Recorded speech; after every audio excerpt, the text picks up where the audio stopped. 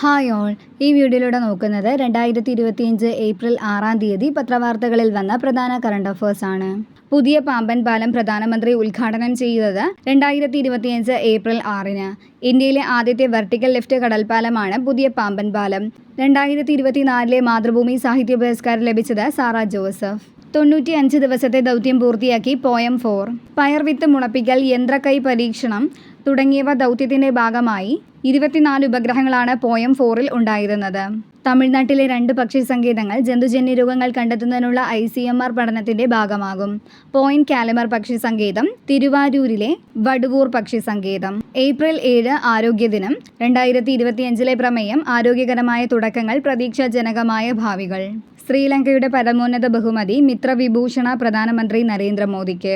സംസ്ഥാന സർക്കാർ പൊതുമേഖലയിൽ ആരംഭിച്ച online auto, taxi, metro, KSRTC, water metro booking platform Kerala സവാരി.